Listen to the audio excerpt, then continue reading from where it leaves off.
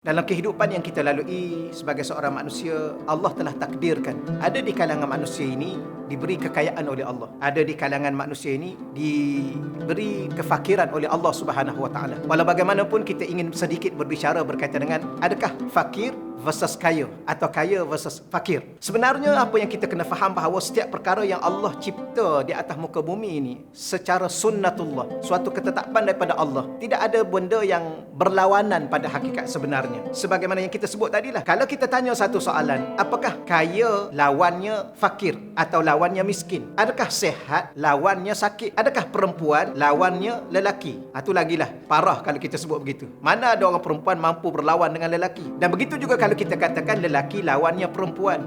Ya, kalau lelaki lawan perempuan agak-agak kurang sopan, kurang cerdik lah lelaki itu. Walau bagaimanapun apa yang kita nak sebut ialah yang sebenarnya ia suatu perkara yang disebut pasangan. Fakir pasangannya kaya, atau miskin pasangannya kaya, lelaki pasangannya perempuan, sakit pasangannya adalah sihat. Kerana apa kita sebut sedemikian? Kerana kalau orang kaya dia berpasangan dengan orang fakir atau miskin, maka dengan erti kata dia akan membantu. Kerana itu pasangan dia yang telah Allah takdirkan untuk dia diberi pahala dengan pasangan itu. Maka kalau kita fakir, pasangan kita orang kaya, berarti kita kena membantu orang tersebut, bukan kita mencuri, merompak, mengeji dan sebagainya. Sebagaimana pula orang kaya, dia tidak akan menghina orang fakir. Kerana orang fakir itulah tempat untuk dia membina pahala, mencipta pahala, membuat pahala, boleh membantu dan menolong dan sebagainya. Begitu juga antara lelaki dan perempuan. Bukan sekadar lawan lelaki adalah perempuan lawan perempuan lelaki. Tidak begitu sebenarnya. Hakikatnya ialah ia ada suatu pasangan. Maka orang lelaki yang berpasangan dengan perempuan berpasangan dengan orang lelaki, maka mereka saling membantu, saling memuliakan, saling menghormati, hidup dalam sebuah keluarga yang tenang dan bahagia. Begitu juga sakit dan sehat. Dia sakit, pasangannya sehat. Tak akan mungkin kita tahu sakit tanpa kita pernah sehat. Tak akan mungkin kita faham tentang sakit kecuali kita pernah sehat, dan begitulah sebaliknya. Maka itulah kehidupan yang kita lalui. Saya bawa satu ayat Quran yang kita selalu juga baca, yang pernah kita baca dalam surah Fatir ayat 15. Ya ayuhan nas, wahai sekalian manusia, antumul fuqara'u ilallah, kamu semua adalah orang-orang yang fakir kepada Allah. Wallahu huwal ghaniyul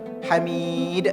Allah itu Tuhan yang maha kaya lagi maha terpuji. Maka bicara dalam ayat surah Fatir ayat 15 ini ialah bicara tentang fakir kita sebagai manusia, kaya Allah Subhanahu Wa Taala. Maka apakah kalau kita nak kata kaya atau fakir lawan kaya, maka kita manusia lawan Allah tidak akan mungkin selama-lamanya. Maka kita berpasangan dengan Allah, atau dengan kata lain kita merapatkan dan mendekatkan hubungan kita dengan Allah, berinteraksi dengan Allah. Dengan itulah Allah akan membantu kita yang melalui kehidupan kita. Walaupun kita dalam keadaan fakir, Allah akan memberi kekayaan kepada kita, kerana fakir dan kaya itu ada suatu perkara yang berjalan serentak. Allah itu Tuhan yang maha kaya, kita hamba yang maha fakir, bergerak dengan pertolongan Allah dan dengan bimbingan daripada Allah Subhanahu Wa Taala. Wallahu a'lam bissawab. Sampaikanlah dariku walaupun satu ayat.